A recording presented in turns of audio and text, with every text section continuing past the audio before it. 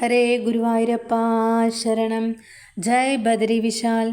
എല്ലാവർക്കും പാർത്ഥസാരഥീയത്തിലേക്ക് ഹൃദ്യമായ സ്വാഗതം. ഈ ഒരൊറ്റ കഥ കൊണ്ട് ഭഗവാൻ നിങ്ങളെ ബദരീനാഥിലെത്തിക്കും. ഭഗവാന്റെ പ്രിയപ്പെട്ട ഈ ഒരു ഭക്തൻ്റെ കഥ നിങ്ങളെല്ലാവരും കേട്ടിട്ടുണ്ടാവും. എന്നാലും ഒന്നുകൂടി ഈ ഒരു മനോഹരമായ കഥ കേൾക്കാൻ കേട്ടോ. ഒരു പരമഭക്തനുണ്ടായിരുന്നു ബദരീനാഥിൻ്റെ. ഇത് കേവലം ഒരു 150-200 വർഷങ്ങൾക്ക് മുൻപ് നടന്ന ഒരു സംഭവം കൂടിയാണ്. ശ്രീകൃഷ്ണ ഭക്തനായ ഒരു മഹാത്മാവിന് വളരെ ചെറുപ്പത്തിൽ തന്നെ ബദരീനാഥനെ കാണണം എന്ന അതിയായ ആഗ്രഹം ഉണ്ടായിരുന്നു. എന്നാൽ ഈ ജീവിത പ്രാരാബ്ദങ്ങൾ കൊണ്ട് അദ്ദേഹത്തിന് ഭഗവാനെ കാണാൻ പോവാൻ കഴിഞ്ഞില്ല. കാലം കുറേ കഴിഞ്ഞു. അദ്ദേഹത്തിന് വയസ്സായി. ഒരു ദിവസം അദ്ദേഹത്തിന് ബദരിയിൽ പോവാൻ അവസരം ലഭിച്ചു. വളരെ കഷ്ടപ്പെട്ട് ദിവസങ്ങളോളം നടന്ന് ആഹാരവും ഉറക്കവും ഇല്ലാതെയായിരുന്നു അദ്ദേഹത്തിൻ്റെ യാത്ര. പക്ഷേ ആ കഷ്ടതകളൊന്നും തന്നെ അദ്ദേഹത്തെ ബാധിച്ചില്ല. മനസ്സ് മുഴുവനും അദ്ദേഹം കേട്ട ആ ബദരീശൻ്റെ കഥകളിൽ മുഴുകി വഴിയിൽ മുഴുവനും അതെല്ലാം കണ്ണനോട് പറഞ്ഞുകൊണ്ടായിരുന്നു അദ്ദേഹത്തിൻ്റെ ആ യാത്ര. അവസാനം ആ ഭക്തൻ ബദരിയിൽ എത്തിയപ്പോൾ രാത്രിയായി. അവിടെ അദ്ദേഹം കണ്ടത് ക്ഷേത്രം പൂട്ടിയിറങ്ങുന്ന പൂജാരിയെയാണ്. ബദരിയിൽ 6 മാസം മാത്രമേ പൂജയ്ക്കായി ക്ഷേത്രം തുറക്കുകയുള്ളൂ എന്ന് അദ്ദേഹം അറിഞ്ഞില്ല. പൂജയെല്ലാം കഴിഞ്ഞ് നട പൂട്ടിയാൽ 6 മാസം കഴിയാതെ അവിടം തുറക്കാറില്ലല്ലോ. അങ്ങനെ നട പൂട്ടി ഇറങ്ങുന്ന സമയത്താണ് അദ്ദേഹം അവിടെ എത്തിയത്. ആ ഭക്തൻ ഉറക്കെ കരഞ്ഞുകൊണ്ട് ആ പൂജാരിയുടെ കാൽക്കൽ വീണു. ഒന്ന് തുറന്നു തരൂ, ഒരു നിമിഷം മാത്രം ഭഗവാനെ ഒന്ന് കാണാൻ അനുവദിക്കൂ എന്ന് അദ്ദേഹം കരഞ്ഞുകൊണ്ട് അപേക്ഷിച്ചു ആ പൂജാരിയോട്. പക്ഷേ നടയടച്ചാൽ 6 മാസം കഴിയാതെ തുറക്കാൻ പാടില്ല എന്നത് അലംഘനീയമായ നിയമമാണല്ലോ. പൂജാരി അത് ഭഗവാന്റെ ആ ഭക്തനെ പറഞ്ഞ് മനസ്സിലാക്കിക്കുവാൻ കുറേ ശ്രമിച്ചു. എന്നാൽ അതൊന്നും ആ ഭക്തന് മനസ്സിലാക്കാൻ സാധിച്ചില്ല. അല്ലെങ്കിൽ അദ്ദേഹം അതൊന്നും ചെവി കൊണ്ടില്ല. ഒരേ ഒരു ലക്ഷ്യം, ഒരേ ഒരു ദർശനം, തൻ്റെ ഭഗവാനെ മാത്രമായിരുന്നു അദ്ദേഹത്തിന്. തൻ്റെ എല്ലാ കാര്യങ്ങളും അദ്ദേഹം പൂജാരിയോട് പറഞ്ഞു. വളരെ ചെറുപ്പം മുതലേ ബദരീ വിശാലിനെ തൻ്റെ ഭഗവാനെ കാണാൻ കാത്തിരുന്നു. നടന്നതേയില്ല. പിന്നീട് അദ്ദേഹം പ്രായപൂർത്തിയായി, വിവാഹം കഴിഞ്ഞു, മക്കളായി. അങ്ങനെ ഓരോരോ പ്രാരാബ്ദങ്ങൾ കൊണ്ട് അദ്ദേഹത്തിന് ഭഗവാന്റെ അടുക്കൽ ചെന്നെത്താൻ സാധിച്ചില്ല. എന്നാൽ ഈ വയസ്സുകാലത്ത് എനിക്ക് ഒരു ബാധ്യതകളുമില്ല. ഈ സമയത്ത് എനിക്കിനി വരാൻ പറ്റുമോ എന്ന് പോലും അറിയാത്ത ഈ സമയത്ത് ഞാൻ എത്രയോ കഷ്ടപ്പെട്ടാണ് എൻ്റെ ഭഗവാനെ ഒരു നോക്ക് കാണുവാൻ വേണ്ടി ഇത്രയിടം വരെ വന്നത്. പക്ഷേ ഞാൻ വന്ന ഈ ദിവസം തന്നെ ഭഗവാന്റെ ആ നട പൂട്ടിയല്ലോ. ഇനി 6 മാസം വരെ ഞാൻ ജീവിച്ചിരിക്കും എന്നതിന് എന്താണ് ഉറപ്പ്? എനിക്ക് ഭഗവാനെ കാണാൻ സാധിച്ചില്ല എങ്കിൽ ഞാൻ എന്ത് ചെയ്യും എന്നെല്ലാം പറഞ്ഞ് അദ്ദേഹം കരഞ്ഞുകൊണ്ടേയിരുന്നു. എന്നാൽ ഈ പൂജാരി സഹതാപത്തോടുകൂടി അദ്ദേഹത്തോട് പറഞ്ഞു, ഒന്നും ചെയ്യാൻ എനിക്കിനി ആവില്ലാലോ. അങ്ങ് ഒരു കാര്യം ചെയ്യൂ, ഇവിടെ ഇനി നിൽക്കാനും പറ്റില്ല. 6 മാസം കഴിഞ്ഞ് അങ്ങ് വരൂ, അല്ലാതെ ഒന്നും ചെയ്യാൻ ഇനി കഴിയില്ല. ഒരു 10 മിനിറ്റ് മുൻപ് അങ്ങ് വന്നിരുന്നുവെങ്കിൽ അങ്ങേക്ക് ദർശനം ലഭിക്കുമായിരുന്നു. ഇനി ഇത്രയും ആയ സ്ഥിതിക്ക്, അങ്ങേക്ക് ഇത്രയും പ്രായമായല്ലോ, ആ സാധുവിന് എങ്ങനെയാണ് ഇനി 6 മാസം കഴിഞ്ഞ് വരാൻ കഴിയുന്നത്? അതും ആലോചിച്ചു പൂജാരി. മഞ്ഞു മൂടിക്കിടക്കുന്ന ഈ 6 മാസം എവിടെയും തങ്ങാനും സാധ്യമല്ല. താഴോട്ട് പോയേ തീരൂ. അദ്ദേഹത്തെ ഈ രാത്രിയിൽ കൂടെ കൂട്ടിക്കൊണ്ട് വന്ന് നാളെ രാവിലെ നല്ല വാക്കെല്ലാം പറഞ്ഞ് തിരിച്ചയക്കാമായിരുന്നു എന്നിങ്ങനെയെല്ലാം ചിന്തിച്ച് ആ പൂജാരി അസ്വസ്ഥനായി മാറി. എന്നാൽ ആ ഭക്തൻ എന്ത് ചെയ്തു? കൃഷ്ണ കൃഷ്ണ എന്നുറക്കെ കരഞ്ഞുകൊണ്ട് നിസ്സഹായനായി ബദരീനാഥൻ്റെ മുന്നിൽ കുഴഞ്ഞു വീണു. ഇദ്ദേഹത്തോട് ഇപ്രകാരമെല്ലാം പറഞ്ഞ ശേഷം പൂജാരി അവിടെ നിന്നും പോവുകയും ചെയ്തു. പക്ഷേ അദ്ദേഹം പോയിക്കൊണ്ടിരിക്കുമ്പോൾ ചിന്തിച്ചു, അദ്ദേഹത്തോട് കുറച്ചുകൂടി നല്ല വാക്കുകൾ പറഞ്ഞ് അദ്ദേഹത്തെ തിരിച്ചയക്കാമായിരുന്നു എന്ന്. അങ്ങനെ ഇദ്ദേഹം കുഴഞ്ഞു വീണല്ലോ. അപ്പോൾ അദ്ദേഹം കൃഷ്ണ കൃഷ്ണ എന്ന് വിളിച്ചിട്ടാണല്ലോ കുഴഞ്ഞു വീണത്. അപ്പോൾ അദ്ദേഹത്തിൻ്റെ ആ ഒരു ശബ്ദം കേട്ടിട്ട്, നിലവിളി കേട്ടിട്ട് ഒരു ആട്ടിടയൻ അവിടെ ഓടിയെത്തുകയും അദ്ദേഹത്തെ താങ്ങി എഴുന്നേൽപ്പിച്ച് അടുത്തുള്ള തൻ്റെ ഗുഹയിലേക്ക് കൂട്ടിക്കൊണ്ടു പോവുകയും ചെയ്തു.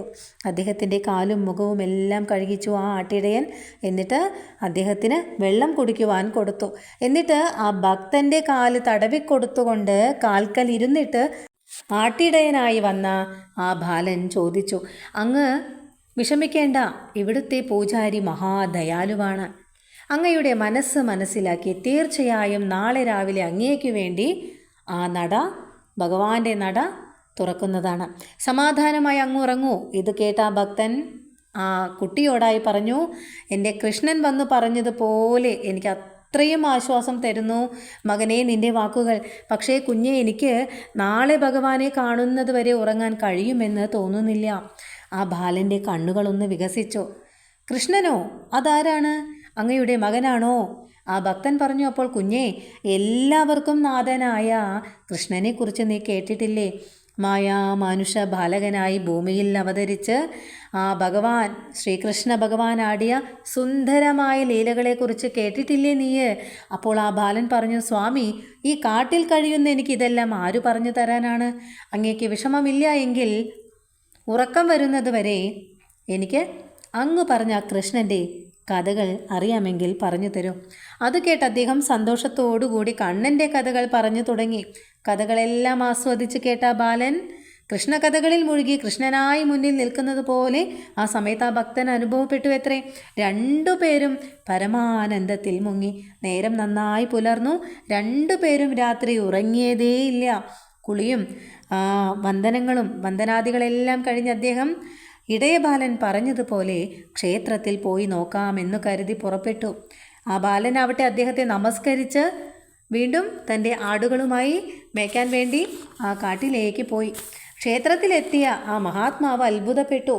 ആ കുട്ടി പറഞ്ഞ പോലെ 6 മാസം കഴിഞ്ഞ് തുറക്കൂ എന്ന് പറഞ്ഞ ക്ഷേത്രനട ഇതാ തുറന്നിരിക്കുന്നു. അദ്ദേഹം ഒന്നും ചിന്തിച്ചില്ല. വീണ് നമസ്കരിച്ചു. അദ്ദേഹം അവിടെ എത്ര കാലമായി താൻ എത്തണം എന്നാഗ്രഹിച്ച ആ ഒരു തിരുനട ഇതാ ഞാൻ കാണുന്നു. ഞാൻ ആ പുണ്യദർശനം ഇതാ ഞാൻ കാണുന്നു. അങ്ങനെ ആത്മാനന്ദത്താൽ അദ്ദേഹം എല്ലാം മറന്നുപോയി അവിടെ തന്നെ കുറേ നേരം ഇരുന്നു. അങ്ങനെ ആ ആനന്ദത്തിൽ നിന്നും ഉണർന്ന അദ്ദേഹം വീണ്ടും അവിടെ നമസ്കരിച്ചു. ആ സമയത്ത് പൂജാരി അദ്ദേഹത്തിൻ്റെ മുൻപിൽ വന്നു. ആ പൂജാരിയുടെ മുന്നിലും അദ്ദേഹം വീണു നമസ്കരിച്ചു കൊണ്ട് പറഞ്ഞു, അങ്ങയുടെ പരമകാരുണ്യം കൊണ്ട് എൻ്റെ ചിരകാലാഭിഷേകം സാധിച്ചിരിക്കുന്നു. ഇനിയും 6 മാസം കഴിഞ്ഞ് വരാൻ സാധിക്കാത്ത കാര്യമാണ് എൻ്റെ ഒരു കാര്യം. അപ്പോൾ ഈ പൂജാരി ഒന്ന് അത്ഭുതപ്പെട്ടു. അദ്ദേഹം ചോദിച്ചു, അങ്ങ് പറയുന്നത് ഒന്നും തന്നെ എനിക്ക് മനസ്സിലാവുന്നില്ല. ഈ 6 മാസം അങ്ങ് എവിടെയായിരുന്നു? ഞാൻ ഇക്കാലമൊക്കെയും അങ്ങയെക്കുറിച്ച് മാത്രമാണ് ചിന്തിച്ചത്. അങ്ങയെക്കുറിച്ച് ആലോചിച്ച് വിഷമിക്കാത്തൊരു നിമിഷം പോലും എനിക്കില്ല. ഞാൻ അങ്ങയെക്കുറിച്ച് ചിന്തിച്ച് മാത്രം ഇരിക്കുകയായിരുന്നു എന്നെല്ലാം ആ പൂജാരി പറഞ്ഞു. 6 മാസം കഴിഞ്ഞ് ഇന്ന് നട തുറക്കുന്ന ഈ ഒരു ദിവസം തന്നെ കൃത്യമായി അങ്ങ് എങ്ങനെയാണ് ഇവിടെ എത്തിയത് എന്ന് പൂജാരി ചോദിച്ചപ്പോൾ ഇദ്ദേഹം പറഞ്ഞു, എന്ത് 6 മാസമോ? ഞാൻ ഇന്നലെ വൈകിട്ടല്ലേ ഇവിടെ വന്നത്. വിഷമിച്ച് തളർന്ന് വീണപ്പോൾ ഒരു ഇടയബാലൻ എന്നെ വന്നു കൂട്ടിക്കൊണ്ടുപോയി. ഭക്ഷണം തന്നു സൽക്കരിച്ചു. ആ കുട്ടി പുലരും വരെ കൃഷ്ണകഥകൾ പറഞ്ഞിരുന്നു, ഞാനും അവനും കൂടിയിട്ട്. എന്നിട്ട് രാവിലെ ആ ബാലൻ പറഞ്ഞതനുസരിച്ച് ഇന്നിവിടെ വന്ന് നോക്കിയിട്ട് തിരിച്ചു പോകാമെന്ന് കരുതിയാണ് ഞാനിവിടെ വന്നത്. പകച്ചുപോയി പൂജാരി. ആ ഭാഗവതോത്തമൻ്റെ വാക്കുകൾ കേട്ട് അദ്ദേഹം ആ നിമിഷം തന്നെ അദ്ദേഹത്തെ സാഷ്ടാംഗം വീണ് നമസ്കരിക്കേണ്ടായി. ആ പ്രദേശത്ത് അങ്ങനെ ഒരു ഗുഹയോ ഒരു ഇടയബാലനോ ഇല്ലായിരുന്നു. മാത്രമല്ല ഈ 6 മാസക്കാലം ആ പ്രദേശം മുഴുവനും മഞ്ഞു മൂടിക്കിടക്കുകയായിരുന്നു. സർവാത്മസമർപ്പണത്തോടുകൂടിയുള്ള ആ നിഷ്കാമമായ ഭക്തിക്ക് മുൻപിൽ കാലദേശങ്ങൾക്ക് എന്തു സ്ഥാനമല്ലേ?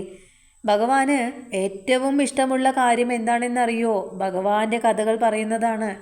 ശ്രവണപ്രിയനാണ് ഭഗവാൻ. എത്ര ഭഗവാന്റെ കഥകൾ കേട്ടതാണെങ്കിൽ പോലും കേട്ടുകൊണ്ടിരിക്കുക.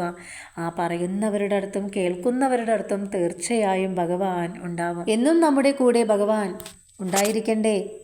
സദാ സച്ചിദാനന്ദ സ്വരൂപനായി ഭഗവാന്റെ കഥകൾ പറയുന്നിടത്തും കേൾക്കുന്നിടത്തും ഭഗവാൻ ഉണ്ടാവും. ഇനിയിപ്പോൾ കേൾക്കാൻ ആളില്ല എങ്കിലും പറയാം നമ്മൾക്ക് കഥ. അത് എപ്രകാരമാണ്? നമ്മുടെ ഉള്ളിൽ ഇരിക്കുന്ന ഭഗവാനോട് അങ്ങനെ കഥ പറയാൻ തുടങ്ങുമ്പോൾ ഭഗവാൻ വിട്ടുമാറാതെ നമ്മുടെ കൂടെ തന്നെ ഉണ്ടാവും. എല്ലാവർക്കും സാക്ഷാൽ ബദ്രീ വിശാലിൻ്റെ പൊന്നു ഗുരുവായൂരപ്പൻ്റെ അനുഗ്രഹം ഉണ്ടാവട്ടെ എന്ന് പ്രാർത്ഥിച്ചുകൊണ്ട് ഹരേ കൃഷ്ണ ഹരേ ഗുരുവായൂരപ്പ ശരണം. സർവത്ര നാമസങ്കീർത്തനം ഗോവിന്ദ ഗോവിന്ദ.